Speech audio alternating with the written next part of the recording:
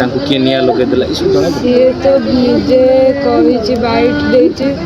ଆମେ ତ ସେ ଜାଗାରେ ନଥିଲୁ। ମୋ ଭାଇ ନିଜେ ବାଇଟ୍ ଦେଇଛି ଯେ ମୋତେ ସନ୍ଧ୍ୟା ଆଉ ତା ଭାଇ ମାରିଛନ୍ତି।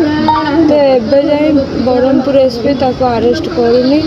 ବ୍ରହ୍ମପୁର ଏସ୍ପି କାଲି ମାନେ ମିଡ଼ିଆ ଆଗରେ ବାଇଟ୍ ଦେଇଥିଲା ଯେ ସିଏ ମାନେ ସନ୍ଧ୍ୟା ଏବେ ଡ୍ୟୁଟିରେ ଅଛି। ସନ୍ଧ୍ୟା ଏବେ ଯାଇ କ'ଣ ପାଇଁ ଆରେଷ୍ଟ କରୁନି। ସେ ବ୍ରହ୍ମପୁର ଏସ୍ପି ରଖିଛି। ବ୍ରହ୍ମପୁର ଏସ୍ପି ତା ସପୋର୍ଟରେ ଅଛି। ଆଉ ଯେଉଁ ସାର୍ କହୁଛି ଯେଉଁ ପୁରୁଷ ବନ୍ଧୁ, ସେ ପୁରୁଷ ବନ୍ଧୁଟା କିଏ ଆଉ ସେ ସାର୍ଟା କିଏ କାଢ଼। ଆଉ ଆମକୁ ନ୍ୟାୟ ଦିଅ। ଆମର ଗୋଟେ ବୋଲି ଭାଇ ଥିଲା, ଆଉ ଆମର କିଏ ନାହିଁ। ଆଜ୍ଞା ସନ୍ଧ୍ୟା କେଉଁ ବିଭାଗରେ ଚାକିରି କରୁଥିଲା? ସେ ଓଡ଼ିଶା ପୁଲିସ କନେଷ୍ଟବଳ ଥିଲା। ମୋ ଭାଇ ଆର୍ଟିଓ ପୋଲିସ।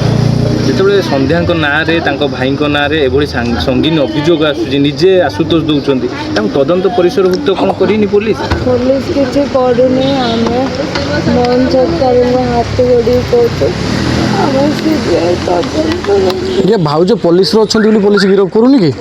ତାଙ୍କୁ ପୋଲିସ କ୍ୱାର୍ଟରରେ ହେଇଛି। ଆଉ ସେ ସେଇ ପୋଲିସ ଡିପାର୍ଟମେଣ୍ଟରେ ହିଁ ଚାକିରି କରୁଛି ବୋଲି ବ୍ରହ୍ମପୁର ପୋଲିସ ସବୁ କଥା ଦବଉଛି। ତାକୁ ଆରେଷ୍ଟ କରୁନାହାନ୍ତି କାରଣ ତାଙ୍କ ଡିପାର୍ଟମେଣ୍ଟର ନାଁ ପଡ଼ିବ ବୋଲି ତାକୁ ଆରେଷ୍ଟ କରୁନି। ତ ତାକୁ ଆପଣ ଆରେଷ୍ଟ କରନ୍ତୁ। ସନ୍ଧ୍ୟାକୁ ବହାଇ ଗଲେ କୁଆଡ଼େ? ସିଏ କୁଆଡ଼େ ତା ଭଉଣୀ ତାଙ୍କେ 2 ଜଣଙ୍କୁ କିଏ ବି ଆରେଷ୍ଟ କରୁନାହାନ୍ତି। ଏଠି ମୋ ଭାଇର ଜୀବନ ଗଲା। ଆଉ ମୁଁ ନ୍ୟାୟ ଦରକାର। ମୋ ଭାଇ ଯେମିତି ପେଟ୍ରୋଲ ପକାଇ ଜାଳିଛି, ମୋ ଭାଇ ନ୍ୟାୟ ମିଳୁନି।